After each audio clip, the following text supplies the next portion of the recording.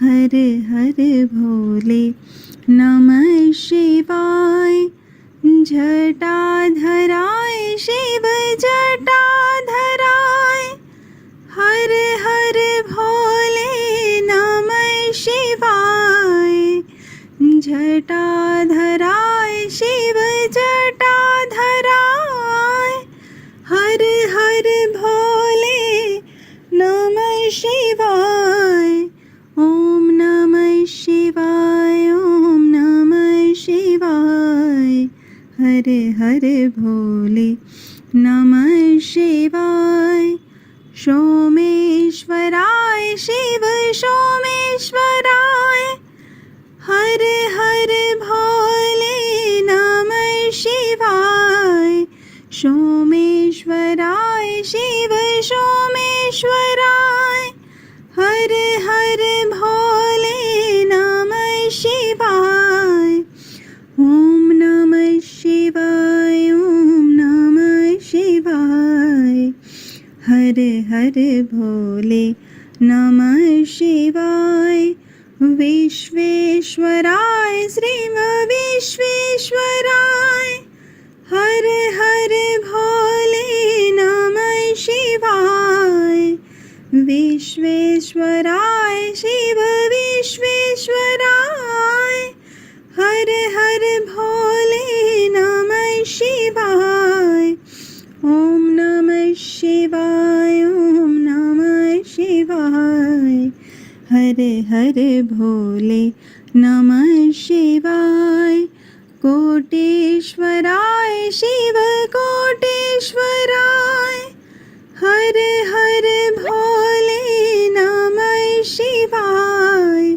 कोटेश्वराय शिव कोटेश्वराय। हर हर भोले नमः शिवाय। ओम नमः शिवाय। ओम नमः शिवाय। हर हर भोले नमः शिवाय। ओम नमः शिवाय। ओम नमः शिवाय। हर हर भोले। नयनं मधुरं हसितं मधुरं हृदयं मधुरं गमनं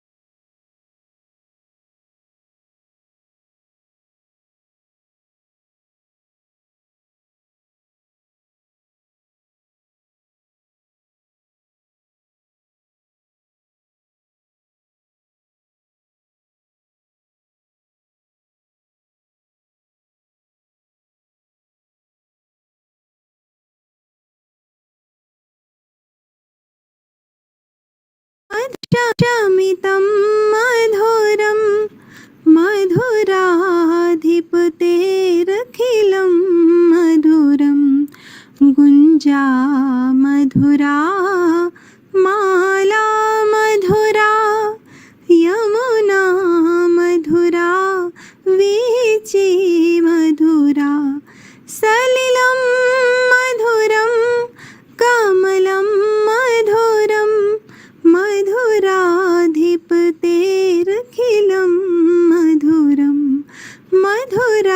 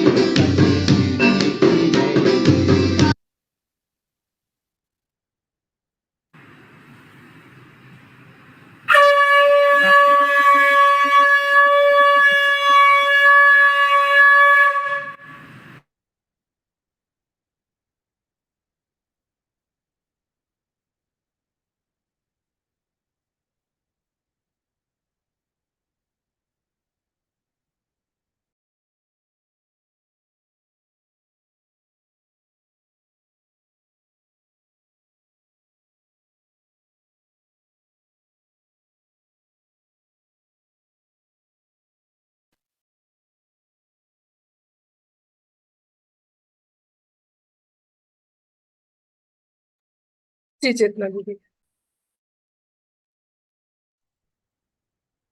प्रार्थना कर लेंगे पहले।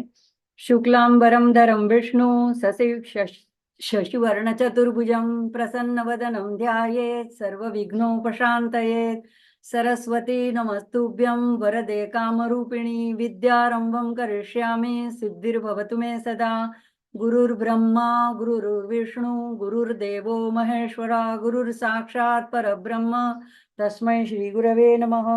ईश्वरो गुरुरात्मेति मूर्तिभेद विभागिने व्योमवत् देहाय दक्षिणामूर्तये नमः। ओम नमो प्रणवार्धाय शुद्ध ज्ञानेकमूर्तये निर्मलाय प्रशांताय दक्षिणामूर्तये नमः।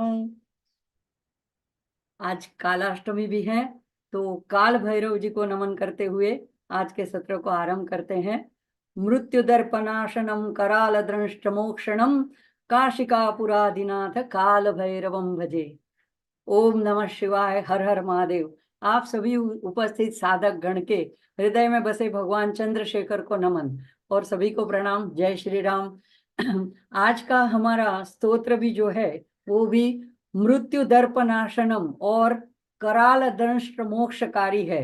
तो यह है चंद्रशेखर अष्टकम और इसके रचयिता है मार्कंडेय मुनि। सामान्यतः बड़े ऋषिगण जो होते हैं वो दृष्टा जो होते हैं वो या तो जो अवतारी पुरुष होते हैं, ये भगवान के प्रभु की प्रशंसा में, लीला गान में, महिमा गान में स्तोत्रों की स्तुति की रचना करते हैं। लेकिन इस अद्भुत स्तोत्र की विशेषता यह है कि यह एक छोटे से बालक ने इसकी रचना की, और वो भी बड़ी कठिन परिस्थिति में, जब वो मृत्यु का फंदा उसके गले में पड़ा था। तो यमराज खुद जब उसे लेने आए थे, उसके प्राण हरण करने आए थे, उस वक्त यह बालक मार्कंडेय, जिसने अपनी शिव भक्ति से, दृढ़ विश्वास से काल को हराया, और बाद में मार्कंडेय पुराण की भी रचना की, तो जिसमें देवी महात्म्य आता है, जिसको हम सप्तशती कहते हैं, चंडी पाठ कहते हैं, जो हम नवरात्रि में देवी का उसी पाठ का अनुष्ठान करके या हवन करके पूजन अर्चन करते हैं। तो यह मार्कंडेय कथा सभी को ज्ञात है, लेकिन फिर भी थोड़ा संक्षिप्त में देखते हैं। महर्षि मृकंडु ये ऋषि महर्षि थे जिनके संतान नहीं थी, तो उन्होंने कठिन तपस्या करके शिव की आराधना की, और फल स्वरूप शिव जी प्रसन्न हुए, तो वर मांगने को कहा और उन्होंने पुत्र मांगा। तो शिव जी ने कहा, तुम्हारे भाग्य में संतान नहीं है, फिर भी मैं तुम्हारी भक्ति से प्रसन्न हूं, तो प्रसन्न होकर मैं तुम्हें दो विकल्प देता हूं, और एक तो यह है कि एक ऐसा तुम्हें पुत्र प्राप्त हो जो ज्ञानी हो लेकिन उसकी अल्पायु हो, और एक जो दूसरा जो दीर्घायु हो लेकिन वो मंदबुद्धि हो। अब तुम्हें तय करना है तुम्हें कौन सा पुत्र चाहिए। तब बिना सोचे मार्कंडेय जी ने मरकंडू ऋषि ने तुरंत कहा कि नहीं, मुझे ज्ञानी पुत्र चाहिए। तो वो उन्होंने ऐसे उसका वो उनकी पत्नी के पुत्र हुआ, उनका नाम उसे मार्कंडेय रखा, और बहुत तेजस्वी बालक था, छोटी उम्र में ही वेदों का ज्ञान संपादन कर लिया और शिव का बड़ा उपासक था।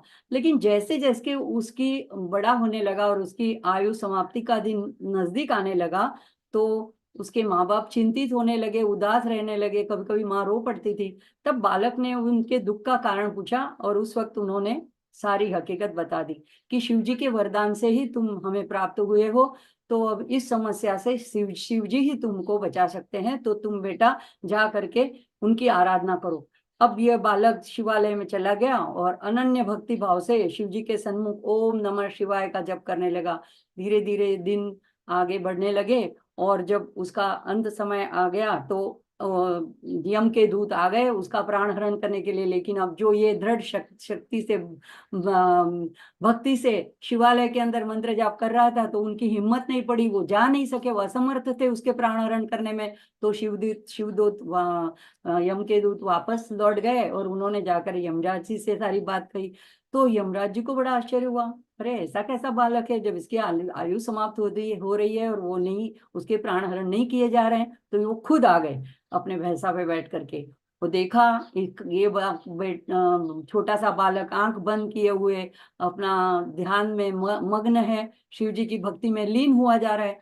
अब यमराज भी उसकी तपस्या से इतने प्रभावित हुए उस मंत्रों के और तेज से कि वो भी शिवालय के अंदर जाने से डरने लगे। तब उन्होंने बाहर से एक फंदा मृत्युपाश उसके गले में डालने की कोशिश की, और वो डाल दिया। अब जैसे वो फंदा उसके गले में पड़ा, तो उसके शिव की आराधना में मार्कंडेय के मुख से आर्तनाद के साथ एक स्तुति आरंभ हुई। और आज अब जब महाशिवरात्रि आ पहुंची है, तो हम ये भी जानते हैं कि उज्जैन में महाकालेश्वर के मंदिर में यह उत्सव किस तरह मनाया जाता है। तो वहां पे एक अनोखे ढंग से, जैसे हम 4 नवरात्रि तो सब लोगों को पता है, 2 बड़ी 2 छोटी गुप्त नवरात्रि, लेकिन उज्जैन में शिव नवरात्रि के रूप में मनाया जाता है। तो ये कृष्ण पक्ष की पंचमी जो अभी गई है, उस दिन से लेकर के त्रयोदशी तक, यानी 9 दिनों का ये बड़ा पर्व महोत्सव मनाया जाता है, और 9 दिनों तक चलता है, जिसमें शिव जी जो वहां पे महाकाल के रूप में, शिवलिंग के रूप में निराकार है, उनको साकार रूप दिया जाता है। तो सबसे पहले पंचमी के दिन उनको वहां पे कोटि तीर्थ है, वहां से पूजा का आरंभ होता है, उनका अभिषेक होता है, फिर पूजा के पूजन के बाद उनको नए वस्त्र आभूषण श्रृंगार किए जाते हैं, और दूसरे दिन उनको शेषनाग श्रृंगार किया जाता है, यानी शेषनाग का मुकुट धारण करवाया जाता है, उनके भाल के ऊपर भी शेषनाग का चित्र अंकित, वो गंध वगैरह से अंकित किया जाता है।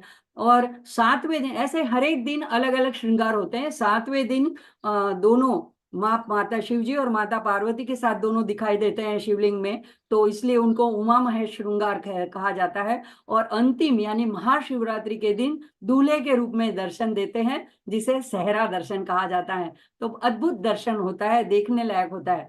तो एकमात्र ये ज्योतिर्लिंग है जिसका मुख जो है दक्षिण की ओर है। बाकी सारे हमारे जो स्वयंभू ज्योतिर्लिंग है, जो स्वयं प्रकट हुआ है, वो पूर्व की ओर है, और उनकी जो जलाधारी होती है वो उत्तर की ओर होती है। तो यहाँ पे ये एक अनोखा ऐसा ज्योतिर्लिंग है। ये क्या दर्शाता है? दक्षिण की दिशा, जो यम की दिशा, मृत्यु की दिशा है, उसकी तरफ भगवान देख रहे हैं, यानी कि काल को अपने बस में किए हुए, तभी तो वो कालों के काल महाकाल कहे जाते हैं। तो यहाँ पे उनके ये मृत्यु के स्वामी है, यही उसका प्रतीक है। तो आइए हम सब मिलकर इस शिव नवरात्रि की कालाष्टमी में चंद्रशेखर अष्टक द्वारा शिव जी की आराधना करते हैं। सबसे पहले मैं तेलुगु के एक आचार्य हैं नंदूरी श्रीवास्तव जी, उनकी आभारी हूँ, क्योंकि उन्हीं से मैंने, उनके वीडियो से मैंने बहुत कुछ सीखा है। तो मुझे नई दृष्टि इस स्तोत्र को वर्णन करने में मिली है, तो मैं उनकी आभारी हूँ। अब एक बार ऐसा करते हैं कि जो निराकार के बाद में साकार बाबा महाकाल भक्तों को दर्शन देते हैं, हम वहां तक तो पहुंच नहीं पाते, आज कालाष्टमी है, और ऐसा शायद हो सकता है कि पूरा स्तोत्र आज के दिन में हम ना कर पाए, तो ऐसा करते हैं कि पहले पूरा स्तोत्र का गान कर लेते हैं। तो पूरा आप लोग म्यूट में भी कर सकते हैं, बहुत सरल इसका राग है, सभी लोग बोल पाएंगे। सबसे पहले जो आर्त पोकार यहाँ चित्र में आप देख सकते हैं, शिव जी प्रकट हो चुके हैं, लेकिन ये तो जब हम स्तोत्र पढ़ेंगे तो आखिर में भगवान प्रकट होंगे। और यहाँ पे यमराज भी दिख रहे हैं भैंसे के साथ। तो ये बालक जो है छोटा सा शिवलिंग को लपेटे हुए है, तो उसके मुंह से ये नहीं है कि कोई शांत गुफा में बैठकर, आश्रम में बैठकर फिर भगवान की लीलाओं को स्मरण करते हुए कागज कलम लेकर के उसने एक रचना की हो, नहीं, ये उसकी सच्ची भक्ति, प्रेम, श्रद्धा, उससे उसके मुंह से ये अनायास ये अष्टकम जो है वो उसके मुंह से वाणी के द्वारा बाहर प्रवाहित हो रहा है। तो कहता है, चंद्रशेखर चंद्रशेखर चंद्रशेखर पाहि माम, चंद्रशेखर चंद्रशेखर चंद्रशेखर रक्ष माम। तो ऐसा पोकार करने के साथ उसके मुंह से एक के बाद एक श्लोक अपने आप अनायास निकलते जा रहे हैं। रत्नसानुशरासनं रजताद्रिशृङ्गनिकेतनं सिञ्जिनीकृतपन्नगेश्वरमच्युतानलसायकं क्षिप्रदग्धपुरत्रयं त्रिदशालयरभिवन्दितं चन्द्रशेखरमाश्रये मम किं करिष्यति वै यमः। पंचपादपपुष्पगन्धपदाम्बुजद्वयशोभितं भाललोचन जातपावकदग्धमन्मथ विग्रहं भस्मदिग्धकलेबरं भवनाशनं भवमव्ययं चन्द्रशेखरमाश्रये मम किं करिष्यति वै यमः। मत्तवारण मुख्य चर्म कृतोत्तरीय मनोहरं पंकजासन पद्मलोचन पूजितांग्रि सरोरुहं देव सिंधु तरंग श्रीकर सिक्त शुभ्र जटाधरं चंद्रशेखरमाश्रये मम किं करिष्यति वै यमः। कुंडलीकृत कुंडलीश्वर कुंडलं वृषवाहनं नारदादिमुनीश्वर स्तुत वैभवं भुवनेश्वरम् अंधकांतकमाश्रितं मरपादपं शमनान्तकं चंद्रशेखरमाश्रये मम किं करिष्यति वै यमः। भेषजम्भवरोगिणां मम कीलापदपमपहारिणं दक्षयज्ञविनाशनं त्रिगुणात्मकं त्रिविलोचनं भुक्तिमुक्तिफलप्रदं सकलाघसङ्गनिबर्हणं चन्द्रशेखरमाश्रये मम किं करिष्यति वै यमः। विश्वसृष्टिविधायकं पुनरेव पालन तत्परं संहरं तमपि प्रचण्डमशेषलोकनिवासिनं क्रीडयन्तमहर्निशं गणनाथयूथ समन्वितं चन्द्रशेखरमाश्रये मम किं करिष्यति वै यमः। भक्तवत्सलमर्चितं निधिमक्षयं हरिदम्बरं सर्वभूतपतिं परात्परमप्रमेयमनुत्तमं सोमवारिणभोहुताशन सोमपाद्यखिलाकृतिं चन्द्रशेखरमाश्रये मम किं करिष्यति वै यम यक्षराजसखं भगाक्षहरं भुजङ्गविभूषणं शैलराजसुता परिष्कृत चारुवामकलेबरं क्षेलनीलगलं परश्वदधारिणं मृगधारिणं चन्द्रशेखरमाश्रये मम किं करिष्यति वै यम मृत्युभीत। एक आखिरी का जो रह गया फलश्रुति रख दीजिए। मृत्युभीत मृकंड सुनकृतस्तवं शिव सन्निधौ यत्र कुत्र च यः पठेन्न हि तस्य मृत्य भयं भवेत् पूर्णमायुरगोतिमा अरोगितामखिलार्थ संपदमादरं चंद्रशेखर एव तस्य ददाति मुक्तिमयत्नतः इति श्री चंद्रशेखराष्टकम संपूर्णम। अब आइए हम देखते हैं एक एक श्लोक करके। तो ये सबसे पहले छोटे से बालक ने पुकार लगाई है कि चंद्रशेखर चंद्रशेखर चंद्रशेखर पाहि माम, चंद्रशेखर चंद्रशेखर चंद्रशेखर रक्ष माम। तो इसका सरल सा अर्थ तो यही होता है कि हे चंद्रशेखर प्रभु, 3 बार त्रिबार बुलाया है, पाहि माम मुझे बचा लीजिए, रक्ष माम मेरी रक्षा कीजिए। तो शिव जी के जो सहस्त्र नाम है, अनंत नाम है, उनमें से गंगाधर है, कैलाशपति है, गिरजापति है, पार्वतीपति है, लेकिन उन्होंने चंद्रशेखर यह नाम चुना है। इसमें भी बड़ा मार्मिक ये संबोधन है और इसमें भी बड़ा अर्थ, गहरा अर्थ छुपा हुआ है। तो यहाँ पे उन्होंने शिव जी को ऐसा करके पुकारा है कि चंद्र को अपने आपने जिस शीर्ष पे धारण किया है, देखो यह बालक आंख बंद किए हुए शिवलिंग को जकड़े हुए बैठा हुआ है, शिव जी के ध्यान में लीन है, आंखें बंद है। और जैसा ही यमपाश गले में पड़ा तो अपने इष्ट को, उसको, अपने पिता को वो पुकारने लगा। तो क्या हमें संदेश दे रहा है कि जीवन में कभी ऐसी विकट घड़ी आए तो रोने धोने की बजाय, यहाँ तहाँ मदद के लिए भागने की बजाय, हमें जो परम आश्रय दे दाता है उन्हीं की मदद हमें मांगनी चाहिए, उन्हीं का आश्रय लेना चाहिए।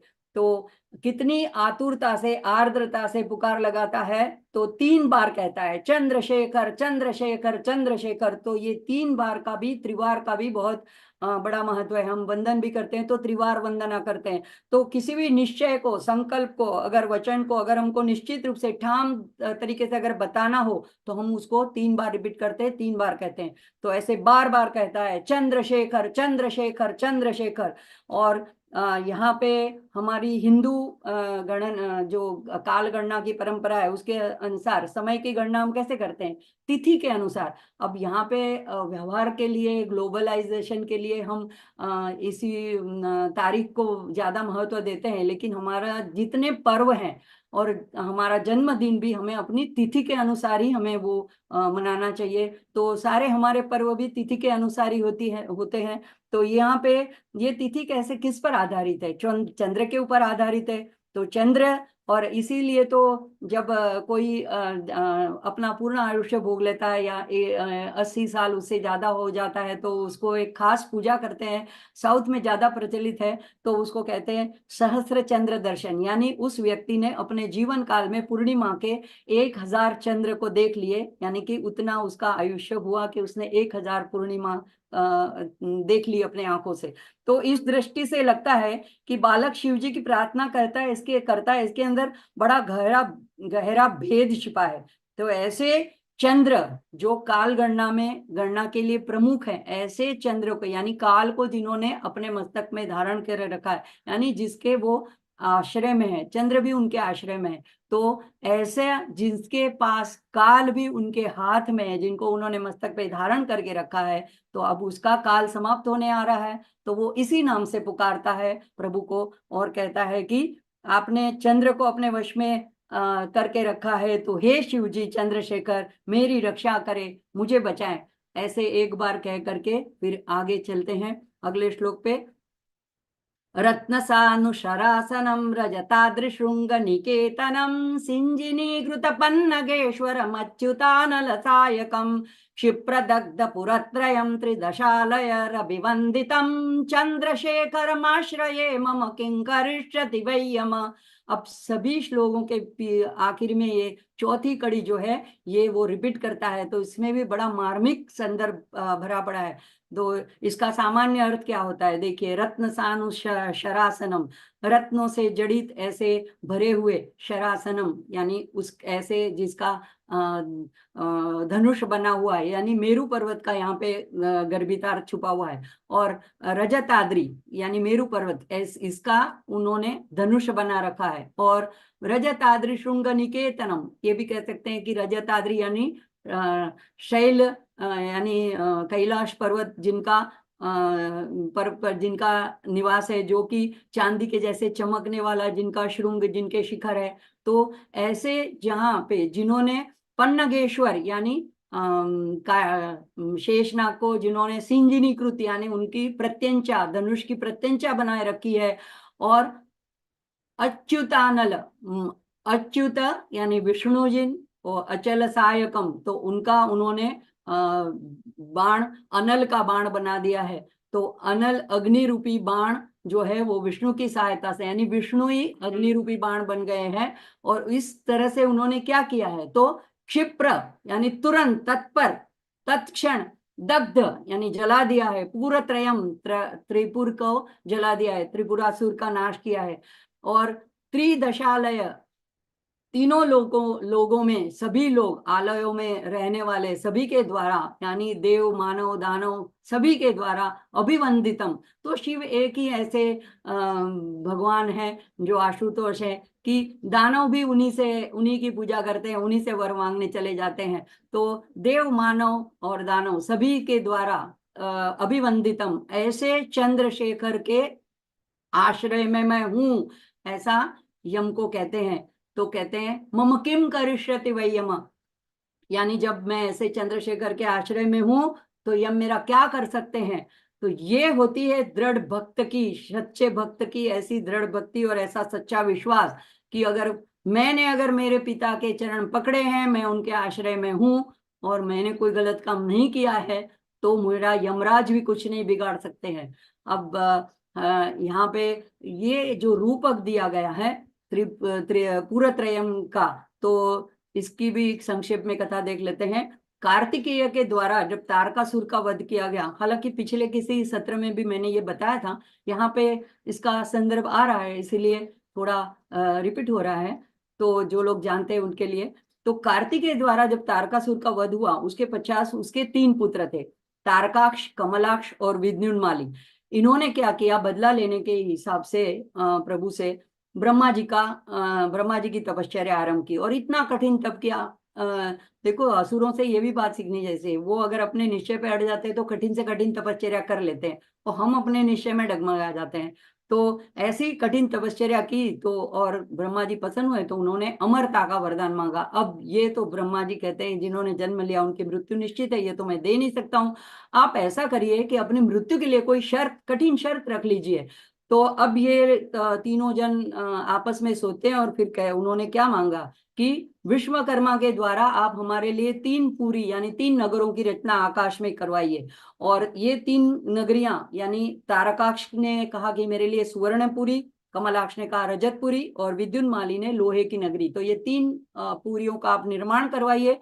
और हमारी मृत्यु के लिए शर्त ऐसी उन्होंने रखी कि जब आकाश में यह तीनों पूरियां एक पंक्ति में हो और अभिजीत नक्षत्र हो, तब कोई क्रोधजित यानी जो शांत स्वभाव का हो। अब शांत स्वभाव का व्यक्ति कैसे हनन कर सकता है, लेकिन उन्होंने ऐसी कठिन विरोधाभासी वाली ऐसी शर्त रखी कि जो क्रोधजित हो, यानी अत्यंत शांत अवस्था में, असंभव रथ पर, जो कभी किसी ने सोचा नहीं हो ऐसा रथ, उस पे सवार हो करके, और एक असंभव ऐसे बाण द्वारा, और एक ही बाण द्वारा तीनों पुरियों को एक साथ जब उसका नाश करेगा, तभी वो तीनों पुरों में बसने वाले हम लोगों की मृत्यु होगी।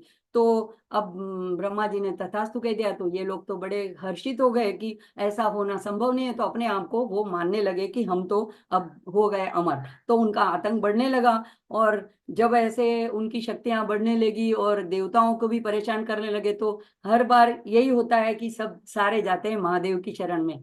तो तब शिव जी ने, जिनके दो रूप है, एक तो शांत शिव स्वरूप है, एक तो रौद्र रुद्र स्वरूप है, तो उन्होंने ऐसा शांत स्वरूप शिव जी का रूप धारण किया।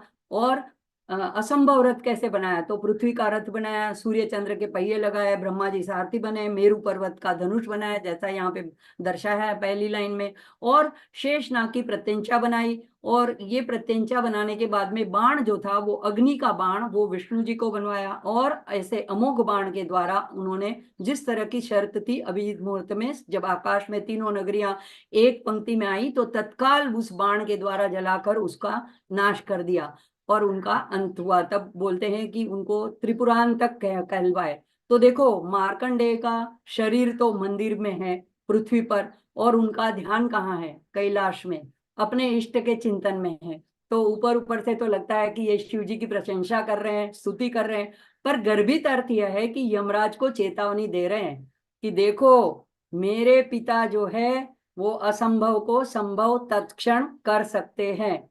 तो ये इसका अंदर का गर्भित अर्थ है।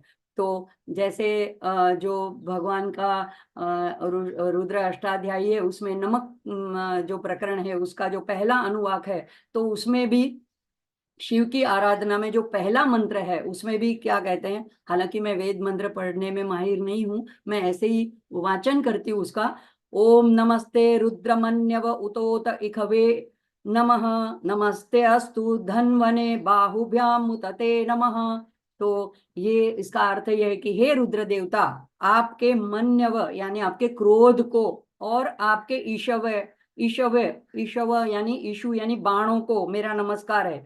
और दूसरी लाइन में कहते हैं कि आपके धनवने, आपके धनुष्य को और आपकी दोनों भुजाओं को मेरा नमस्कार है। तो ऐसा क्यों कहा गया है, तो यानी इसमें बड़ा गहरा भेद है कि देखो, शुरुआत ही ऐसे होती है कि क्रोध को भी नमन है और बाण को और उनके धनुष्य को भी नमन है। तो ऐसे ही ये महा शक्तिशाली बाण और उसके, मेरे पिता के पास ऐसा सब है, तो बालक यमराज को बताना चाहता है कि उनके पास क्या ऐसी कोई बात नहीं कि एक ही बाण था, अभी उनके पास और खबरदार ऐसे कई बाण हैं। तो ऐसे चंद्रशेखर की मैं शरण में हूं, तो आप मुझे कुछ नहीं कर सकते।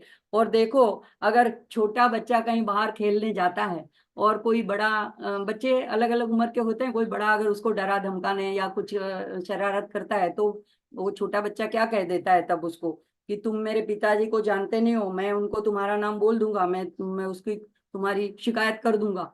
तो यानी बच्चा अगर नहीं कर पाता है तो हमेशा धौंस क्या देता है कि मैं अपने पिता को बोल दूंगा। ऐसे ही कोई बड़ा युवक है और अगर उसके पिताजी कोई नेता है या कोई मिनिस्टर है, कोई बड़े पद में है, या पुलिस में डिपार्टमेंट में कोई बड़े है, और अगर उसको सिग्नल तोड़ने के जुर्म में या ऐसे कोई छोटे मोटे जुर्म में अगर कोई पुलिस पकड़ भी लेता है, तो वो उसको भी क्या धौंस देता है कि तुमको पता नहीं है कि मैं किसका पुत्र हूँ, मैं किसका बेटा हूँ। तो देखो, अगर ऐसी छोटी मोटी पदवी के बच्चे होते हैं, वो भी अपना ऐसा गर्व से बात करते हैं और अपना अभिमान लेते हैं, तो हम तो ये त्रिलोकीनाथ, भुवनेश्वर, अखिल ब्रह्मांड के नायक, वही हमारे पिता है। तो यहाँ पे बालक मार्कंडेय में यही संदेश दे रहा है कि हमारे पिता, हमारे शिवजी जो है, भगवान शिवजी, ये वो अगर हम उसके आश्रय में और वो हमारे पिता है, तो हमें किस बात का डर है।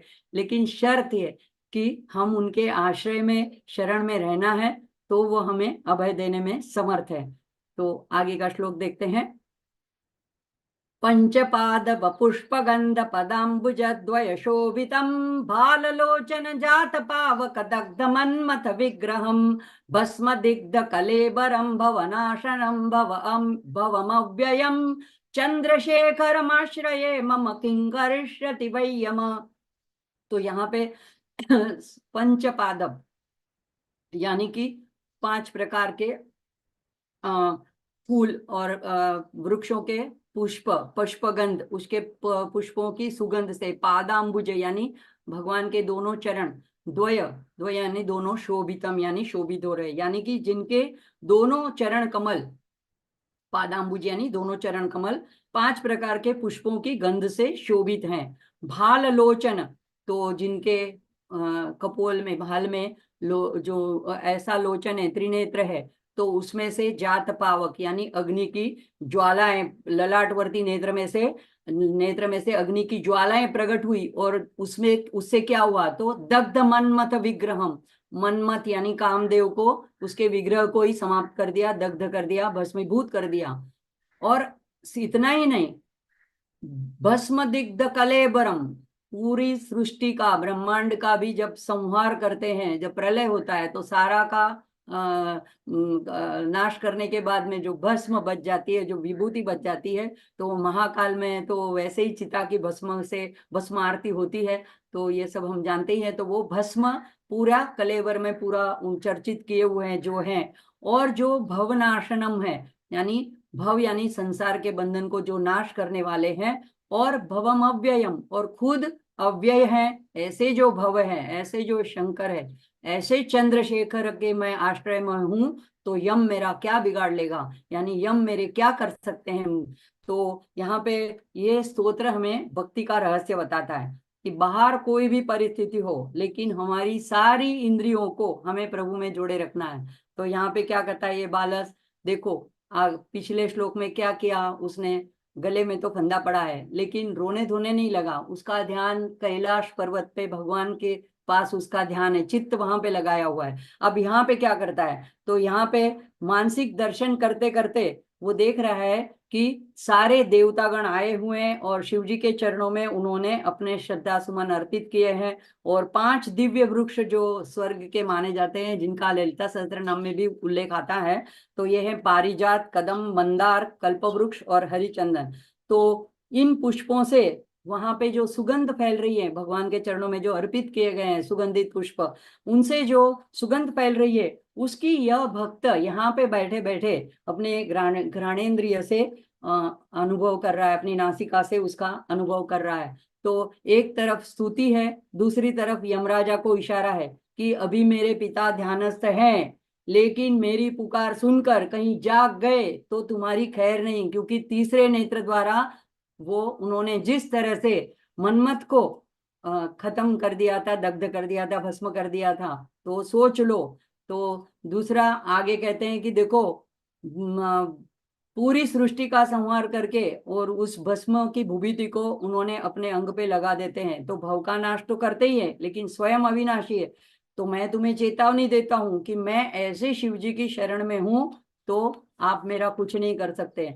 अब यहाँ गौर करने वाली बात है कि भगवान शिव ने अनेक असुरों का नाश किया, पर यहाँ पे जो मार्कंडेय है ये मन्मथ का उल्लेख करते हैं, तो मन्मथ उसमें भी एक रहस्य है, क्योंकि देखो चरणों पर प्रभु चरणों के ऊपर तो पुष्पों का स्वीकार्य करते हैं, लेकिन अगर कोई पुष्पों के बाण ले करके उनकी समाधि का भंग करने चला आता है, तो पुष्प तो दोनों तरफ है, लेकिन उन पुष्पों का वो स्वीकार नहीं करते हैं, तभी उनको जला के भस्म कर देते हैं।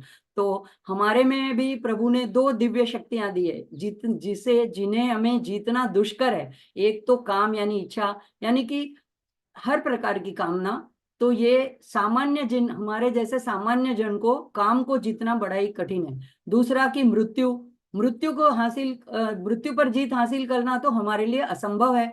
तो यहाँ मार्कंडेय जैसे यमराज को इंगित करता है कि आपको शायद ऐसा लगता है कि मैं एक छोटा सामान्य बालक हूँ, तो जो मृत्यु को हरा नहीं सकता, पर मैं दिखता हूँ सामान्य, और ये बात सच है, मैं छोटा भी हूँ, लेकिन मेरा स्वामी, मेरा पिता जो है, जिन्होंने मनमत को जलाकर भस्म कर दिया था, तो जरा विचार करना, जरा संभलना। साथ में यह भी सचित सूचित करता है कि देखो शिव जी संपूर्ण सृष्टि को संहार करने वाले हैं, तिरोधान करने वाले हैं, लेकिन ब्रह्मा आदि देवता भी तब समाप्त हो जाते हैं, सूर्य चंद्र ग्रह मंडल पृथ्वी कुछ भी बाकी नहीं बचता।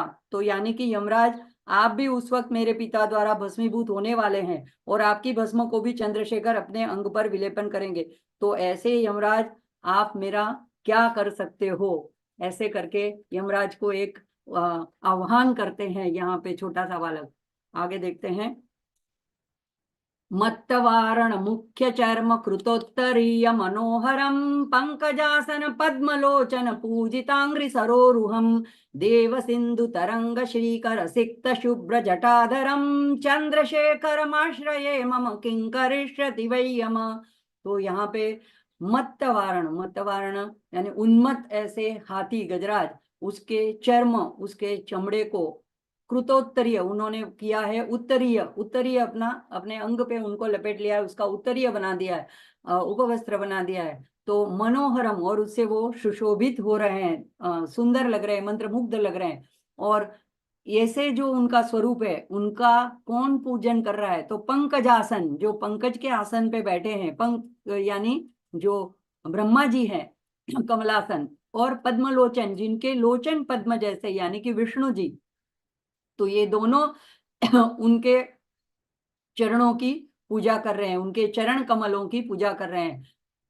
और देव सिंधु तरंग, तो देव सिंधु यानी देव की नदी, यानी देवों की सुरसरी जिसको कहते हैं गंगा जी, उनकी तरंगों से उनके जो जटाएं हैं उनके ऊपर वो तरंगों की बौछार हो रही है, तो उससे वो धुल भी रही हैं, वो शुभ्र भी दिख रही हैं, उसके जो जलकण जल बिंदु है, और वो बहुत मनोहर ऐसी दिख रही है, उससे वो शीतलता का भी आभास हो रहा है।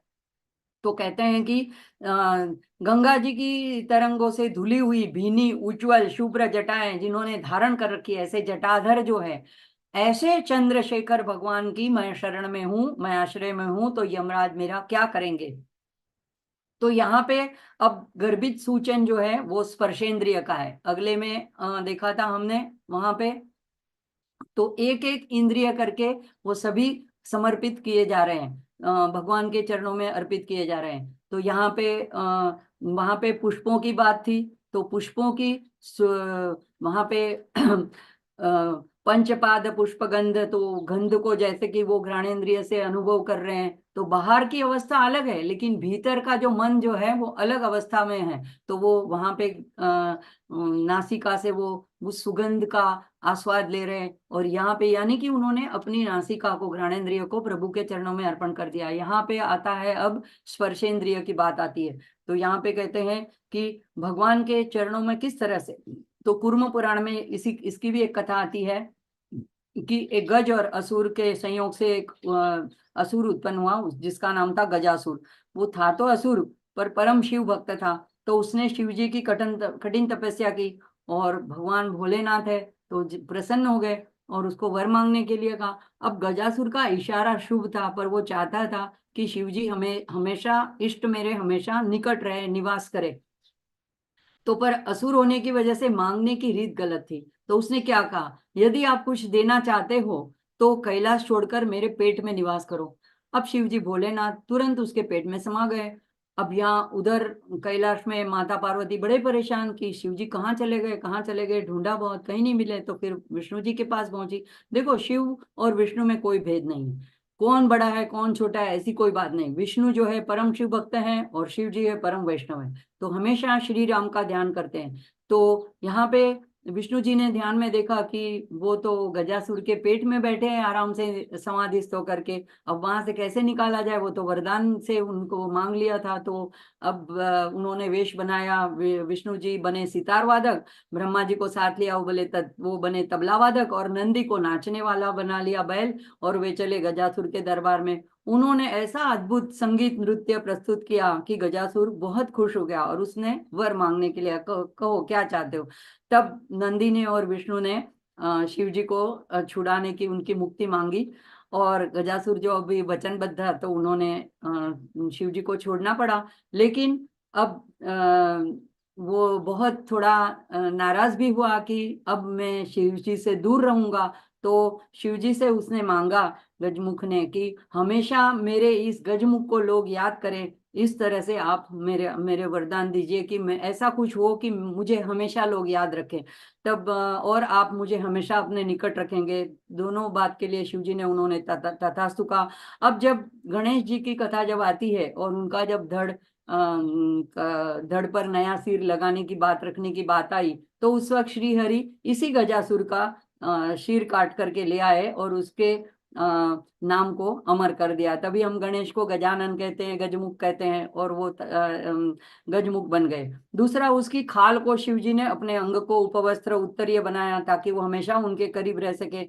तो अब जब बालक के गले में पड़ा है यम का पाश, जो कि उसकी धीरे धीरे कस रहा है और चमड़ी खींच रही है, तो ऐसे माहौल में ऐसा नहीं था कि वो कोई शांत प्रसन्न चित्त से पूजा कर रहा था, बल्कि बाहर तो गले में पीड़ा हो रही थी, चमड़ी जल रही थी, लेकिन भीतर वो उनका ध्यान पूर्ण रूप से अपने इष्ट में लगाए हुए थे। तो वहां पर देव नदी गंगा की शीतल बूंदों के स्पर्श को महसूस कर रहे हैं मार्कंडेय जी। और वो कहते हैं कि चाहे चाहे वो बैठे थे तो पृथ्वी तल पे अपने शिवालय में, लेकिन वहां पे उस दृश्य को देख करके, जहाँ पे गंगा जी की बौछारें हो रही है और शिव जी के मस्तक के ऊपर और वो शुभ्र बेश्वे बिंदु दिख रहे हैं, जटा में से वो पानी और नीचे टपक रहा है, तो ये देखकर अपने में शीतलता का अनुभव पा रहा है। और उसने इस तरह से अपने स्पर्शेंद्रिय को भी प्रभु के ध्यान में अर्पित कर रखी थी।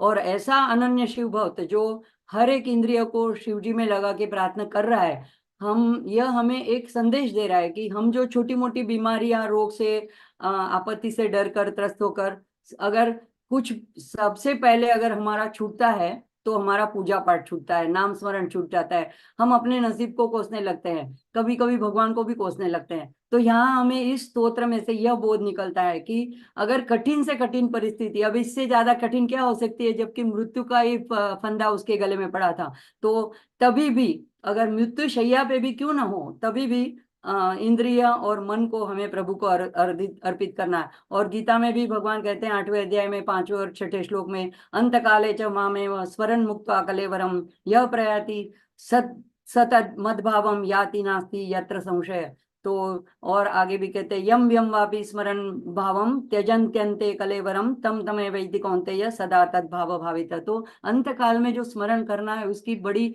महिमा बताई है। तो अगर हम पूरे टाइम भगवान से जुड़े रहें, कुछ न कुछ उनके साथ अनुसंधान रखे, पूजा पाठ करें, स्तोत्र पढ़े।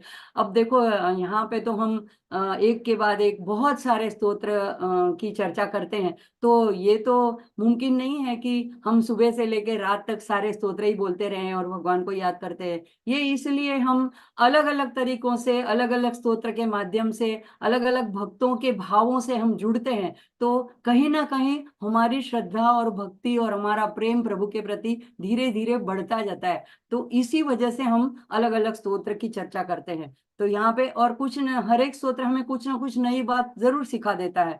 तो यहाँ पे ये इसी तरह एक एक श्लोक इस बालक की निर्भयता का वर्णन करता है। तभी यह कहा जाता है कि स्तोत्र के बाद में भी अगर कोई मृत्युशैया पे भी हो, कोई बीमारी या अकस्मात के कारण, तो इस स्तोत्र के पठन से और शिव जी की प्रार्थना करे तो मृत्यु के मुंह से वह वापस आ सकता है। यानी अगर उसका अकाल मृत्यु है, अगर अपमृत्यु है, तो वो टल सकती है, तो और वो अपना पूर्ण आयुष्य भोग सकता है।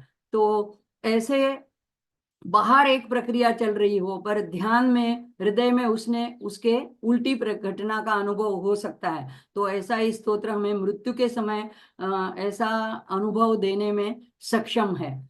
तो तो यहाँ पे इस तरह से आगे देखते हैं चौथा श्लोक। कुंडलीकृत कुंडलीश्वर कुंडलम वृषवाहनम नारदादि मुनीश्वर स्तुत वैभवम भुवनेश्वरम अंधकांतकमाश्रितामर पादपम शमनांतकम चंद्रशेखरमाश्रये मम किंकरिष्यति वै यम। अब यहाँ पे अगर सीधा सीधा अर्थ देखेंगे तो घुंघराले, कुंडलीकृत यानी कुंडली बनाए ऐसे, घुंघराले ऐसे सांप से बने, कुंडली, कुंडलम, कुंडलम यानी कानों के कुंडल, और सांपो कुंडलीश्वरम, એટલે सांपों से बने ऐसे कुंडलों को जिन्होंने धारण किया है और जो कुंडलीश्वर है, तो ऐसे जिनका वाहन वृष है, वृष वाहन है यानी बैल है, और जो भुवनेश्वर यानी अखिल 14 ब्रह्म भुवनों की बात आती है हमारे शास्त्रों में, तो वहां के ये भुवनेश्वर है। और नारद आदि मुनीश्वर यानी नारद आदि और आदि यानी अनेक ऋषिवर और महर्षियों के द्वारा, मुनियों के द्वारा ये उनका वैभव का स्तुतिगान हो रहा है या वो कर रहे हैं ऐसे। और आगे अंधकासुर का अंत करने वाले और माश्रिता अमर अमर वृक्ष यानी कल्प वृक्ष के आश्रित जो होते हैं उनको पादपम, उनके पाद में जो होते हैं उनको शमनांतकम, तो उसके शमनांतकम का दोनों अर्थ होते हैं कि अंतकम यानी यम भी होता है और अंतक यानी पीड़ा भी होता है, तो पीड़ाओं का शमन करते या यम का ही शमन कर देते यानी यम का ही नाश कर देते हैं। ऐसे चंद्रशेखर माश्रय, ऐसे चंद्रशेखर भगवान की मैं शरण में हूं, तो यम मेरा क्या कर सकते हैं। तो यहाँ पे देखो कुंडली शब्द जो है ये पहली लाइन में 3 बार आता है, कुंडली कुंडली कुंडलम ऐसे 3 बार आता है। तो गर्भित अर्थ क्या है कुंडली से, एक तो सर्प है, कुंडली सर्प के लिए प्रयोजित किया गया है, कुंडल यानी कान के कुंडल के लिए, और कुंडलिनी शक्ति।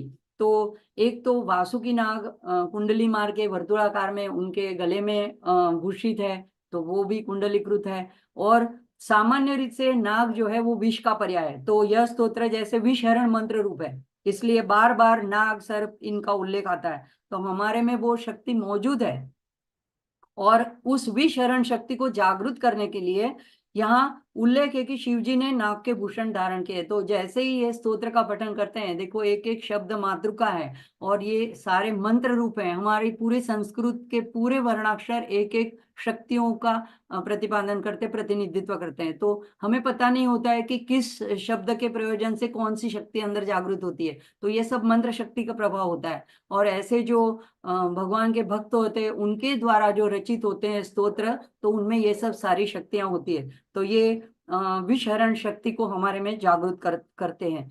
और दूसरा है कि कानों में कुंडल जो है वो सर्पों के बने हैं, तो दूसरा अर्थ ये भी हो सकता है कुंडल को देख करके, कुंडलम को देख के, कि ललिता सहस्त्रनाम में आता है ताड़कम युगलीभूत तपनोडुपमंडला, तो यहाँ पे वहां पे माँ के कानों में जो कुंडल है उनका उल्लेख किया गया है कि एक में सूर्य और चंद्र यानी सूर्यमंडल और चंद्रमंडल को धारण किए, और शिव शिवा अभिन्न है, तो यहाँ पे वो अर्थ भी हम ले सकते हैं कि और हमारा आयुष्य जो है वो सूर्यमंडल और चंद्रमंडल पे आधारित है, हमारी जन्म कुंडली उसी के आधार से बनते, तो वहां पे भी कुंडली कहते हैं उसको। तो ये दोनों सूर्यमंडल और चंद्रमंडल उन पर जिनका आधिपत्य है वो कुंडलेश्वर है। तो यानी कि काल की गणना जो हम सूर्य चंद्र के द्वारा होती है, उसी काल को ये यहाँ पे मार्कंडेय कहते हैं कि मेरे पिता ने तो कानों में उनको कुंडल के रूप में धारण करके रखा है। ये मत सोचिएगा कि आप मेरा वो ले करके आ गए हैं कि आपका आयुष्य समाप्त हो रहा है। अगर मेरे पिता ऐसे सिर हिलाते हैं तभी काल आगे बढ़ता है, और अगर ऐसे करेंगे तो काल थम जाता है, तो ये आप सोच लीजिए। तो फिर कहता है कि आपकी मेरे पिताजी के सामने क्या बिसात है।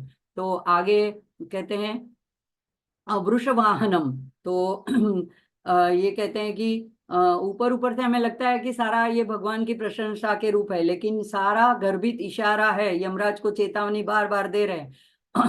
और फिर कहते हैं कि वे कुंडलेश्वर है, कुंडलेश्वर यानी कुंडलिनी शक्ति, आद्य शक्ति है, पराम्बिका उनकी स्वातंत्र शक्ति है, और वे कुंडलेश्वर है जैसे कामेश्वर कामेश्वरी, तो इसी रूप में वे प्राणी मात्र में विद्यमान है, तो ये कुंडलेश्वर भी है, कुंडलीश्वर भी है। तो इस तरह से अब कहते हैं अभी वृषवाहन, तो कहते हैं कि वृष यानी बैल को शास्त्रों में धर्म का प्रतीक माना गया है, तो धर्म के ऊपर वो आरूढ़ है, तो ऐसे वृषवाहन के ऊपर आरूढ़ हुए हैं। और जैसे अब उनकी कौन कौन प्रशंसा करता है, तो सारे भुवनेश्वर हैं और सारे नारद आदि मुनीश्वर स्तुत वैभवम। अब देखो, हमने आगे देखा कि आंख यानी चक्षु उनकी उन्होंने लगा के रखी है कैलाश में, उसका दर्शन कर रहे हैं। घ्राणेन्द्रिय, नाक, नाक से वो सारे पुष्पों की गंध का अनुभव कर रहे हैं। फिर चर्म से, चमड़ी से, वो स्पर्शेंद्रिय से वो गंगा के बूंदों का, शीतलता का अनुभव कर रहे हैं। अब यहाँ पे जो बात आती है, तो यहाँ पे आती है कानों की, श्रवणेन्द्रिय की। तो यहाँ पे उनका ध्यान कहाँ है मार्कंडेय का?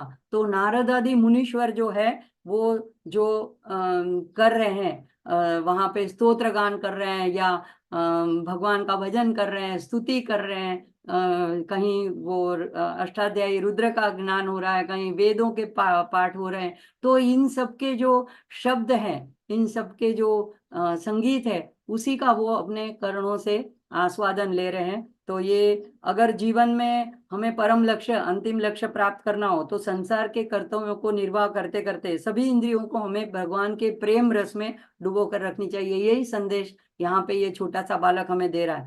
तो जैसे कहते हैं, काम रस छोड़कर राम रस चखना है।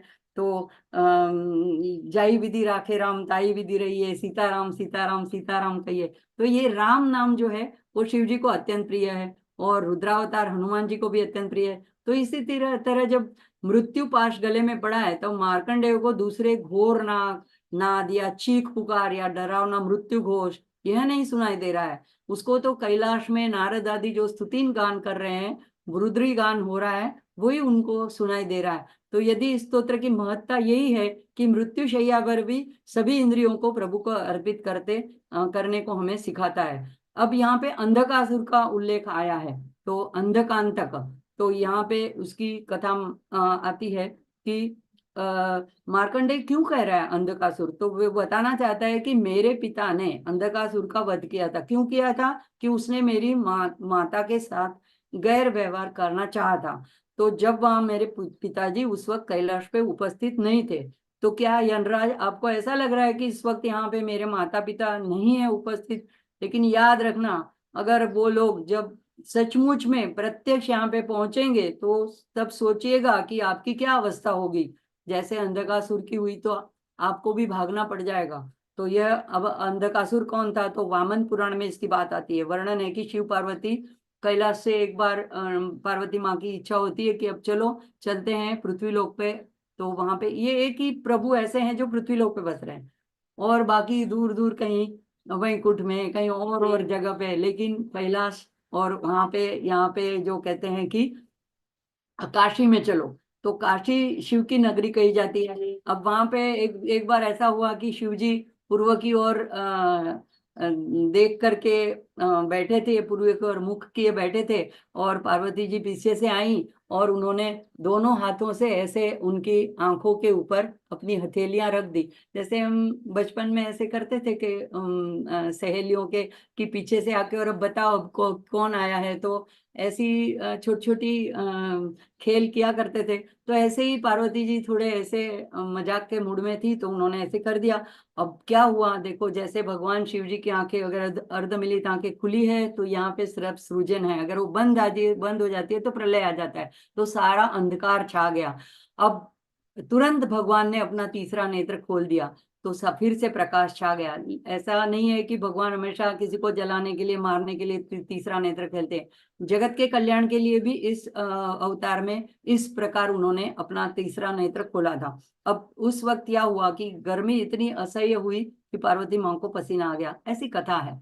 तो वहां पे उन प्रस्वेद की बूंदों से एक बालक का जन्म हुआ, जो कि बहुत ही बड़ा और रौद्र स्वरूप का था। अब पार्वती माँ को बड़ा आश्चर्य हुआ, उन्होंने शिवजी से इसका कारण पूछा। शिवजी ने कहा कि ये तुम्हारे पसीने से उत्पन्न हुआ है, तो ये हमारा ही पुत्र कहलाएगा। तो उसके बाद यहाँ दूसरी तरह जो दो असुर थे, हिरण्यकश्यपु और हिरण्याक्ष। तो हिरण्यकश्यपु के तो हम जानते हैं प्रहलाद हुए, लेकिन हिरण्याक्ष के कोई पुत्र नहीं था। तो वो पुत्र की आकांक्षा से शिव जी का ध्यान कर रहे थे। तभी शिव जी ने उस अंधकासुर, वो बालक को उनकी गोद में दे दिया। अब वो वहां पर बढ़ने लगा। अब वो तो नहीं जानता था कि मेरी माँ कौन है, उसको तो यही लगा था कि मेरे पिता है सिर्फ। अब उसने भी बड़ी तपश्चर्या की ब्रह्मा जी की, और ब्रह्मा जी से वर मांगने को जब बारी आई, तो उसने यही मांगा कि मुझे बहुत सारा स्त्री भोग चाहिए। तो ब्रह्मा जी थोड़ा सोच में पड़ गए। फिर उन्होंने कहा ठीक है, लेकिन अगर तुम कभी तुम्हारी माँ के सामने गैर दृष्टि से देखोगे तब तुम्हारी मृत्यु आ जाएगी। अब उसने सोचा कि मेरी माँ तो है ही नहीं, तो अब मैं तो अमर हो गया, मेरी मृत्यु हो ही नहीं सकती। तो वो आतंक करने लगा, दुराचार करने लगा। अब ऐसे करते करते उसकी शक्ति बढ़ने लगी। अब उसने सोचा कि जो विश्व में सबसे सुंदर व्यक्ति हो, स्त्री हो, उसी के साथ मैं विवाह करूंगा। और उसके ध्यान में आया कि ऐसी तो एकमात्र पार्वती जी हैं। तो वो पहुंचा सीधा कैलाश और उनसे उनके विवाह का प्रस्ताव रखा। अब माँ तो समझ गई। तो माँ ने देखा कि अब शिव जी यहाँ है नहीं, अब इसकी खैर नहीं। तो दया, माँ का हृदय तो दया का होता है। कहा कि तुम तुरंत यहाँ से भाग चलो, नहीं तो तुम्हारी खैर नहीं है। लेकिन उसने तो ये बात सीधी तरह से ली नहीं और माँ का हाथ पकड़ के जबरदस्ती खींच के ले जाना चाहा। तभी वहां शिव जी प्रकट हुए और उन्होंने कहा ये तुम्हारी माँ है, और ऐसा करके उसका वध कर दिया। तो यहाँ पे मार्कंडे जी कहते हैं कि देखो, अगर मेरी माँ को जरा सा किसी ने इस तरह से गैर व्यवहार किया तो उनका वध कर दिया, तो सोच लो मैं तो उनका पुत्र हूं, तो आप मुझे इस तरह से फंदा मेरे गले में डाल रहे हो, तो जरा सावधान रहना। और फिर आगे कहते हैं कि अमर अमर वृक्ष यानी कल्प वृक्ष जैसे है मेरे पिताजी, तो कल्प वृक्ष का क्या महिमा है कि जो हमारा इच्छित हो वो ही वर हमें देते हैं। तो कहते हैं कि ऐसे कल्प वृक्ष की मैं आश्रय में हूं। और दूसरा कि वो मृत्यु के नाशक है, श्रम के और पीड़ा के दोनों तरह से उनका अंत करने वाले हैं, शमन करने वाले हैं। तो यही तो दो वरदान देने जैसे हैं और मुझे मांगने जैसे हैं, क्योंकि अभी मुझे यही पीड़ा हो रही है और यही मैं चाहता हूँ। तो कहता है कि ये दोनों वर तो उनका स्वभाव ही है, कुछ उनको अनायास ही वो दे देते हैं अपने भक्तों को। तो अब सोच लो, तुम्हारी खैर नहीं है। तो ऐसे कहते हैं कि इनका जो मैंने आश्रय लिया है, तो अब दोनों वस्तु जो सहज में देने वाले हैं, तो यमराज आप मेरा क्या कर सकते हो। तो ऐसे जो भगवान आशुतोष, अब कुछ ही दिनों के बाद शुक्रवार को उनकी महाशिवरात्रि भी है। मुझे नहीं लगता पूरा स्तोत्र आज हम पूरा कर पाएंगे, तो आज के दिन हम यहीं रुकते हैं। अगर मौका हुआ तो कल परसों में हम फिर से अगला सत्र लेके ये बाकी के 4 श्लोक पूरे कर लेंगे। सभी का, मिहिर भाई का और सभी लोगों का धन्यवाद करते हुए शिव जी के चरणों में आज की चर्चा समर्पित करते हैं। और नंदुरी श्रीवास्तव जिनके वो तेलुगु में हैं, अगर हमारे में से कोई तेलुगु जानता है तो प्लीज मुझे कांटेक्ट करें, क्योंकि मैं तो तेलुगु भाषा पूरी तरह से जानती नहीं हूँ। जो कुछ मेरा थोड़ा बहुत मर्म मेरे समझ में आया उसी तरह से मैंने ये अपने शब्दों में व्यक्त करने की कोशिश की है।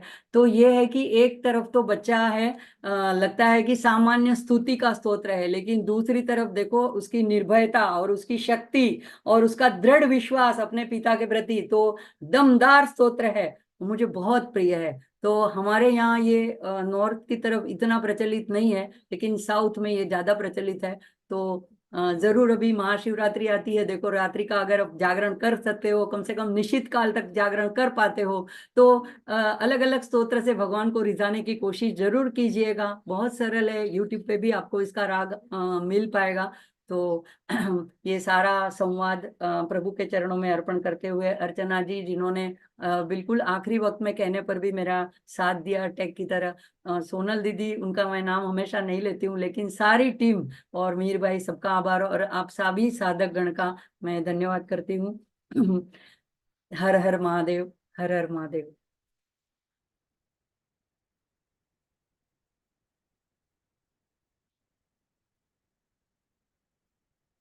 ओम पूर्णमद पूर्णमिदं पूर्णात् पूर्णमुदच्यते पूर्णस्य पूर्णमादाय पूर्णमेवावशिष्यते। ओम शांति शांति शांति। हरि ओम श्री गुरुभ्यो नमः। हरि ओम।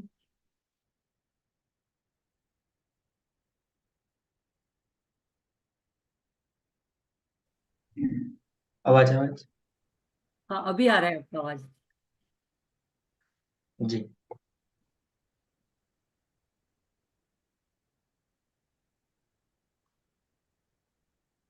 मीर भाई, आपकी आवाज नहीं आ रही है।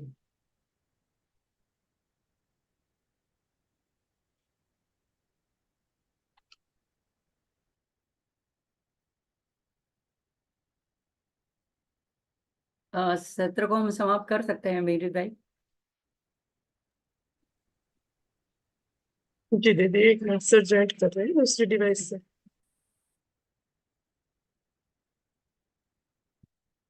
जय श्री कृष्ण। अभी आवाज क्लियर है? हाँ, अभी आ रहा है। चंद्रशेखर आश्रय किं करिष्यति वै यमः। ऐसा अद्भुत दिव्य चंद्रशेखर अष्टकम मृत्युंजय स्तोत्र का हम सभी को शिव जी की कृपा से यह अवसर प्राप्त हुआ कि हम सभी ऐसे दिव्य स्तोत्र का हम गहन अर्थ हम प्राप्त कर पाए। तो भगवान महादेव जी के श्री चरणों में हम यह सत्र को समर्पित करते हैं। चेतना बहन का भी बहुत बहुत हम प्रसन्नता व्यक्त करते हैं इतने गहन भाव को अलग अलग जगह से, जैसे दक्षिण में कहा कि तमिल आदि तेलुगु आदि का भी जितना हो सके उतना प्राप्त करके हम सबको प्रसाद के रूप में बांट रहे हैं। तो आपको भी बहुत बहुत हम धन्यवाद करते हैं। और महाशिवरात्रि आ रही है तो जैसे कहा कि निश्चित काल तक या जितना हो पाए हम अवश्य करेंगे। तो आइए आज के सत्र को हम विराम की ओर ले जाएं। नमः पार्वती पतये हर हर महादेव हर।